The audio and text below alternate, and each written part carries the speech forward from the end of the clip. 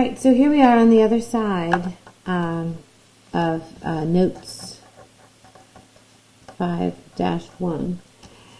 And what we want to do is take a look at why they bothered to tell us about dividing by the index. So when I think about here, I have an index of 2. That square root is just understood to be an index of 2. The same way if you have an x, you understand that there's a coefficient there of 1. When we see our square root, we know that that has an index of 2. All right, what you're going to do is you're going to approach these problems by first dealing with your coefficients. So you can think about the square root of 16 times the square root of x to the 8th times the square root of y to the 12th. Now, you don't need to break these apart every time. But when you do it, sometimes it makes it easier for kids to see what they're doing. I know the square root of 16 is 4. And we were talking about dividing the exponent by the index. If I have 8 x's and I'm looking for groups of 2, I can break them down into 4 groups of 2, giving me x to the 4th. If I have 12 y's and I'm making groups of 2, when I bring them out, I have 6 y's. There's no need to have any multiplication signs when we write each of these values next to each other. Then we know that that is my final answer.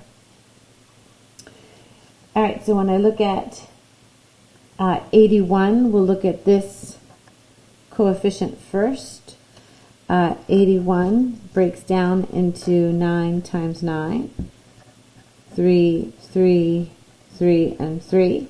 When I'm looking at the cube root, I can take 3 that come out of the radical sign, and then I know that 1, 3 stays inside. Notice I left a lot of space here, and what this space represents is how I'm going to next simplify my variables. If I have 6 a's and I'm breaking them into groups of 3, that's like having 1, 2, 3, 4, 5, 6 a's, and I can make 2 groups of 3. So that means that 2 of my a's come out. I can do the same with b's. Divide 11 by 3. That means that 3 groups of b's come out and 2 are left inside. First deal with your coefficients, then deal with each variable.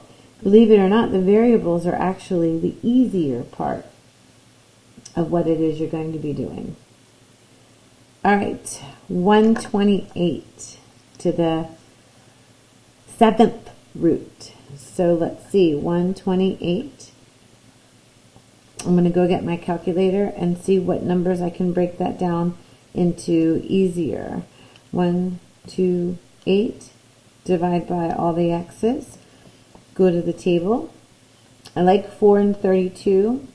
I like 8 and 16. Looks like 16 and 8 is my best option. I like to go ahead and break these down by numbers that are both larger, so that when I break them, my tree down, I'm not going off of the page. I'm looking for 7 2's. 1, 2, 3, 4, 5, 6, 7. Check it out. I use all 7 2's. Since it's an odd power, I can just include that negative. I don't have to worry about any i's. So negative 2 comes out, and one of my x's comes out, and my y is stuck inside the radical. I only have one of him, he can't come out. All right. Notice 3xy squared is already outside of the radical, so he's just going to hang out, and then I'll join him with any other values that I pull when I simplify my radical. Okay, so let's simplify the radical then. I have the fourth root of 256.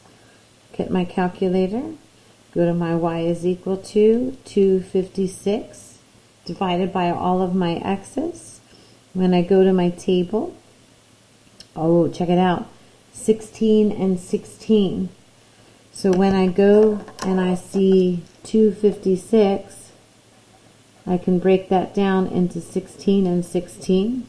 I can break that down into 4, 4, and 4, and 4. And there's no need to go any further because I found what I'm looking for. So 4 comes out evenly. 21 divided by 4 is 5.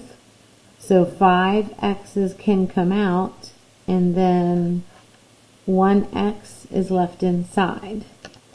Now let's talk about our y's. 30 divided by 4 means that I have 7 y's that come out evenly and 2 y's that are left inside. So when I go to write my entire answer as 1, I get 3 times 4 is 12. 1x times 5 more x's is 6 x's. 2 y's times 7 more y's gives me 9 y's. And then what's left over that wasn't able to come out of the radical sign is 1x and a y squared. All right, let's look at this last bit. We need to write the following expression in 2 ways. So when I'm looking at the square root of 121, x to the 12th, y to the 7th, I know that 11 is the square root of 121, x to the 6th, and then I have y cubed with 1 y left over. If I were to look at it this way, I could say 121 x to the 12th, y to the 7th, all to the 1/2 power. 121 to the 1/2 power, x to the 12 over 2 power, 7 to the, or y to the 7 over 2 power. Note that I share this exponent with every single factor in my expression, and this is the result of multiplying 12 over 1 times 1/2. 121 to the 1/2 power is 11. Simplify this, and I get x to the 6th. And if I simplify this, it goes in, 2 goes into 7 3 times, but not evenly. So I can go ahead and just leave that as an improper fraction. Here is my ways of using rational exponents. And here is my way of using my radicals. Alright, let's take a look at this one. When I go to simplify the 5th root of 32, I know that 2 to the 5th power is 32. So I know this comes out evenly as a 2. I'm going to have 2 y's that come out with 1 left over inside.